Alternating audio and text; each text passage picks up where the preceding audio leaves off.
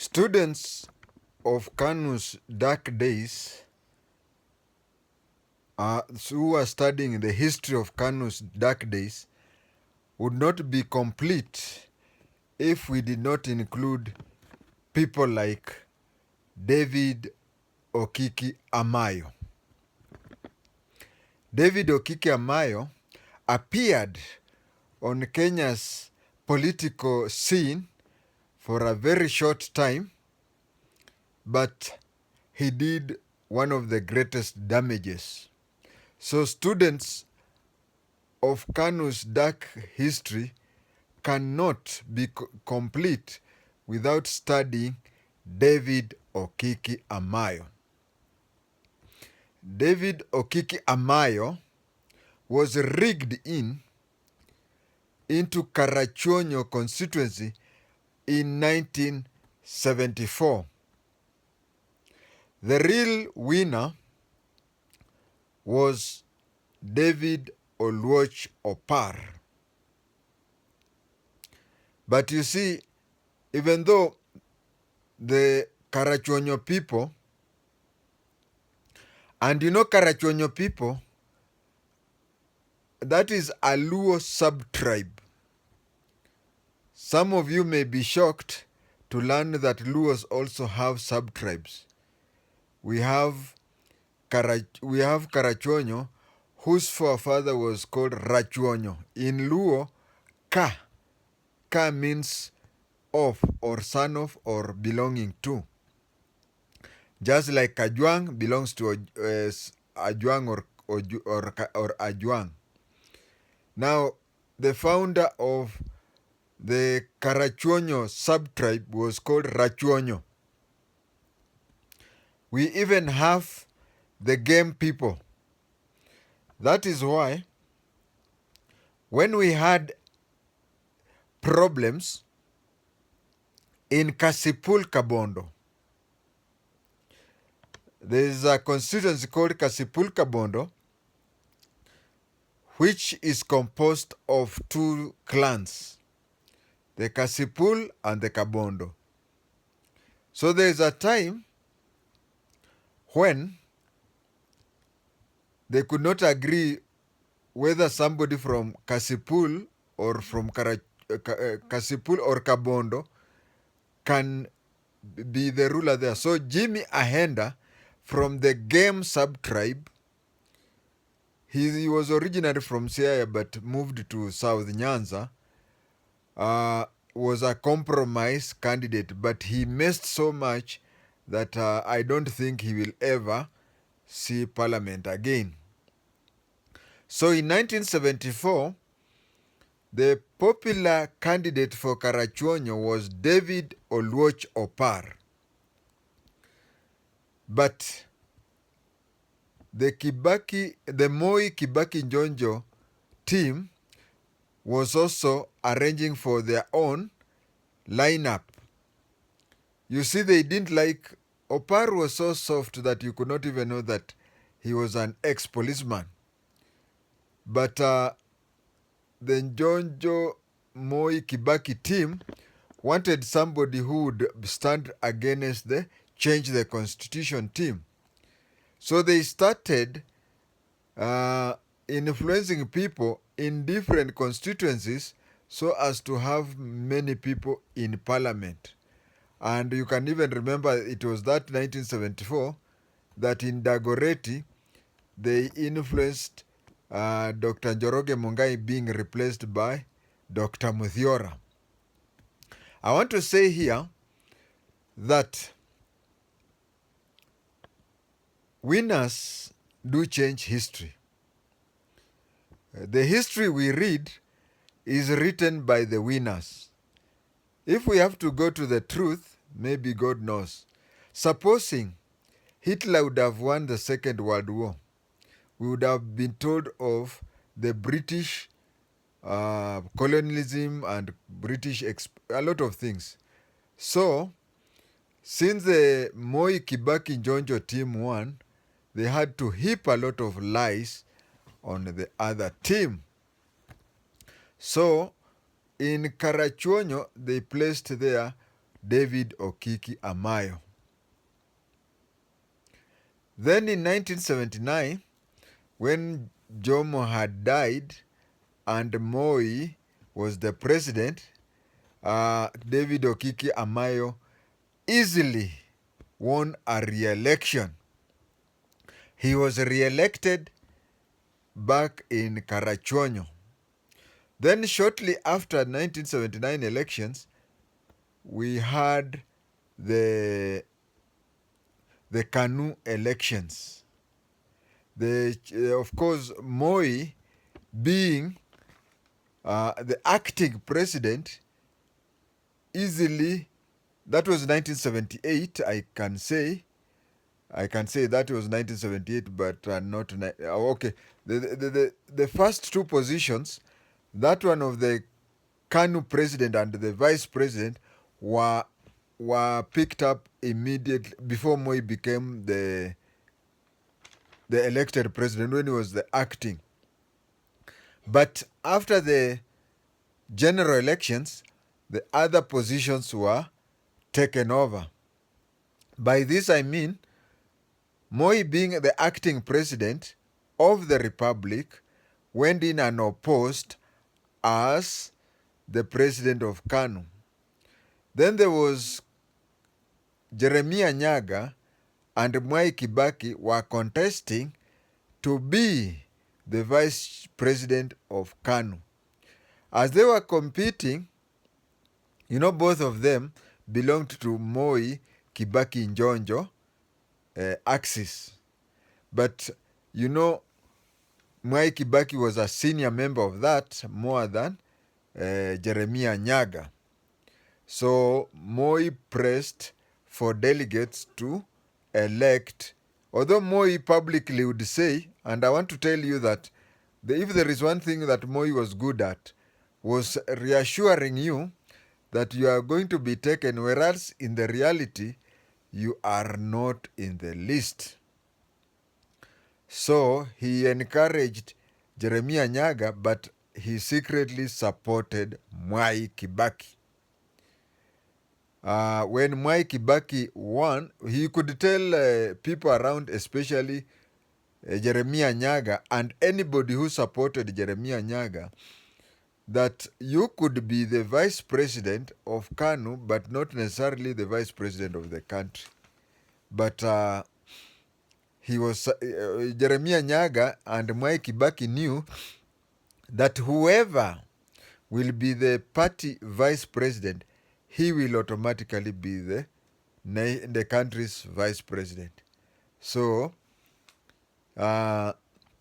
they supported Kibaki clandestinely, and Kibaki won the seat, and then later he was made the vice president. After the elections, now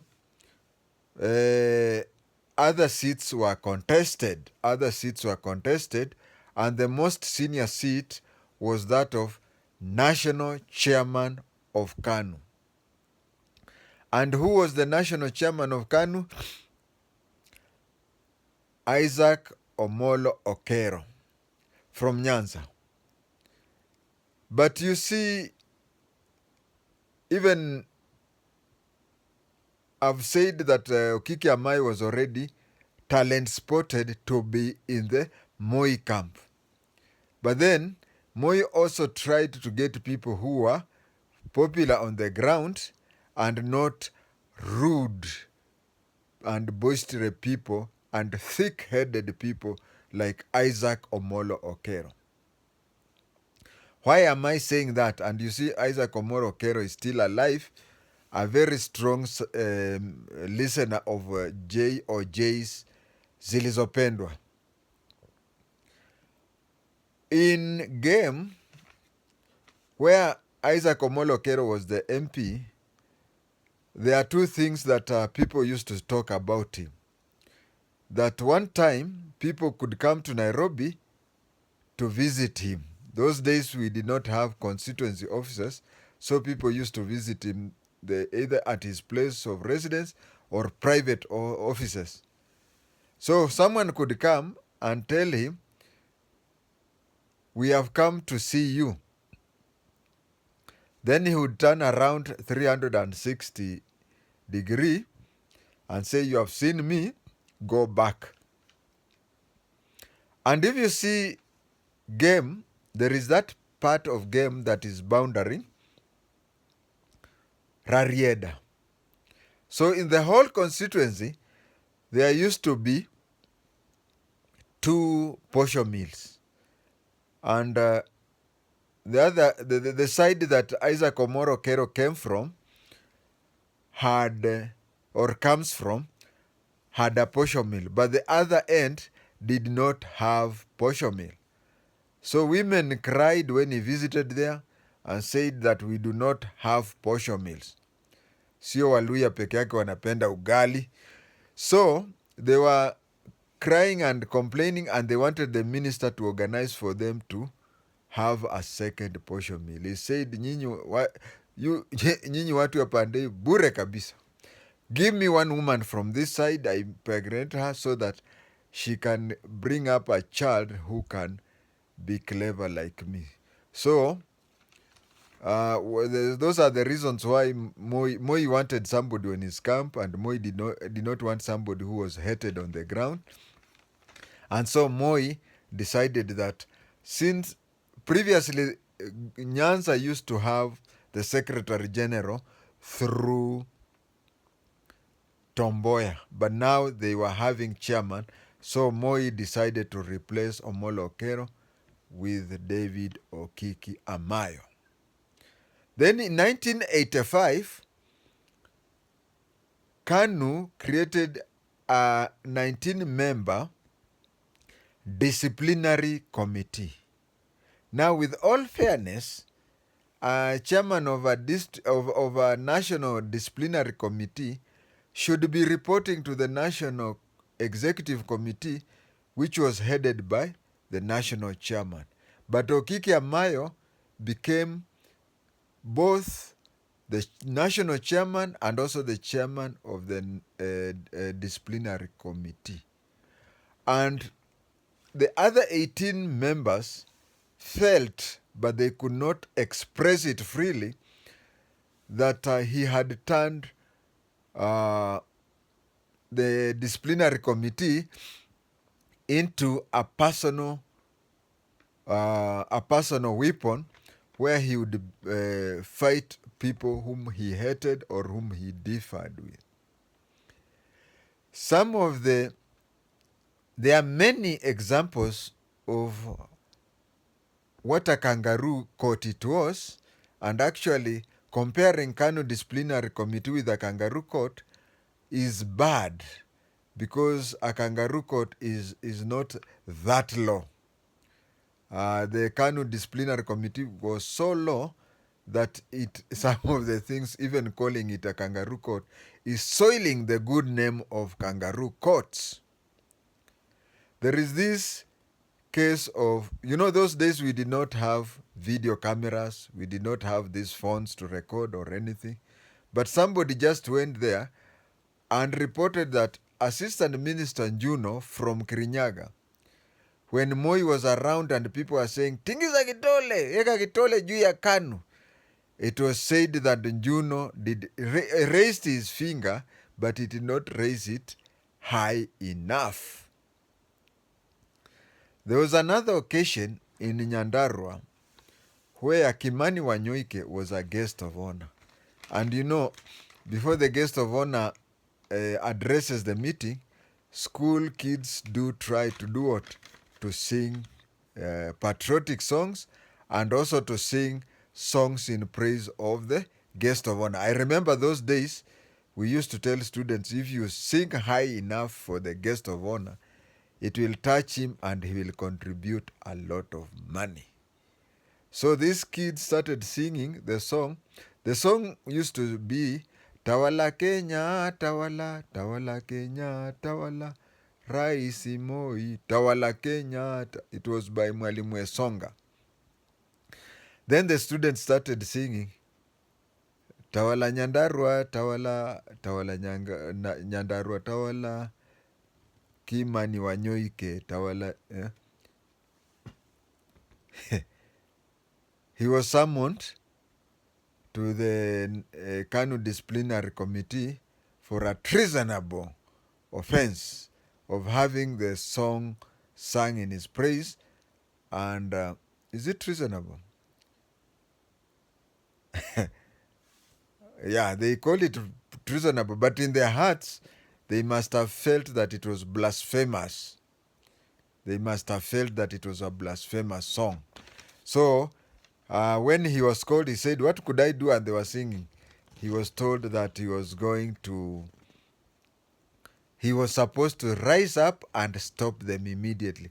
But instead of that, he was seen dancing to the song. So that is why. And then another person who was also taken to the kind of disciplinary offense was one Njenga Mungai, the then MP for Molo.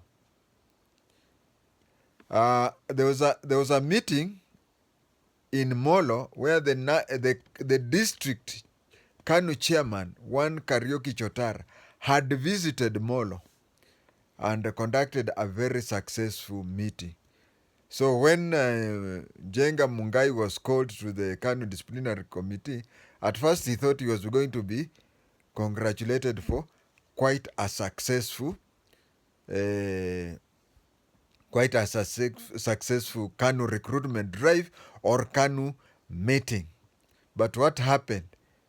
He was charged with that when the Kanu district chairman visited him, he never slaughtered a goat for Karacho Chotara.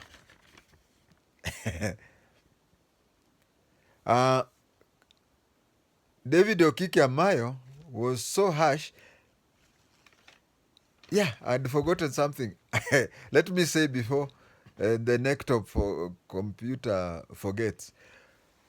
We had a newspaper which was called Nairobi Times. It was owned by Hilary Ngweno. And David Okiki Amayo was among those people who pushed the president to buy that Nairobi Times newspaper and then converted it into Kenya Times. That is how the Kenya Times came to be. And the reason why Akina David Okiki Amayo started the Kenya Times was that he was against the two mainstream newspapers, that is the Daily Nation and the East African Standard. They were reporting against him and against the ruling party Kanu.